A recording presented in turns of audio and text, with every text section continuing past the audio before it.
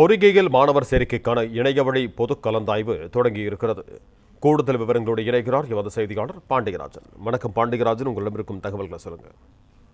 தமிழகத்தில் பொறியியல் படிப்பிற்கான பொது கலந்தாய்வு மாணவர் சேர்க்கைக்கான அந்த பொது கலந்தாய்வு என்பது இன்று காலை 10 மணிக்கு தொடங்கி இருக்கிறது. இந்த முதல் சுற்று கலந்தாய்வை பொறுத்த வரைக்கும் இன்று தொடங்கி 22ஆம் தேதி வரைக்கும் நடைபெறுவதாக தெரிவிக்கப்பட்டிருக்கிறது.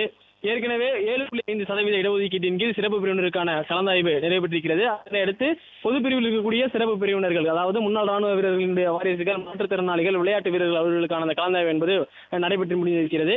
இதில்தான் பொது பிரிவினர் மற்றும் 7.5% அரசு ஒதுக்கீட்டின் கீழ் இடம்பெறக்கூடிய மாணவர்களுக்கான அந்த கலந்தாய்வு என்பது இன்று முதல் 30ஆம் தேதி வரை நடைபெற இருப்பதாக சொல்லப்பட்டிருக்கிறது. இன்று முதல் சுற்று கலந்தாய்வுக்கான அந்த சாய்ஸ் ஃபில்லிங் என்பதற்கான அந்த வாய்ப்பு என்பது வழங்கப்படும்.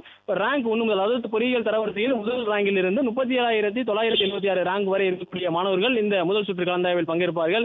அதே போல இன்ஜினியரிங் கட் ஆஃப் என்று சொல்லக்கூடிய 200 கட் ஆஃபில் இருந்து 171.33 மதிப்பெண் கட் ஆஃப் மதிப்பெண் வைத்திருக்கிறவர்களுக்கான அந்த கலந்தாய்வு என்பது தற்போது நடைபெற தொடங்கி இருக்கிறது. இன்று மற்றும் நாளை, அதாவது 22ஆம் தேதி வரைக்கும் இந்த கலந்தாய்வு பொது பிரிவிற்கான கலந்தாய்வு நடைபெறும் என சொல்லப்பட்டிருக்கிறது.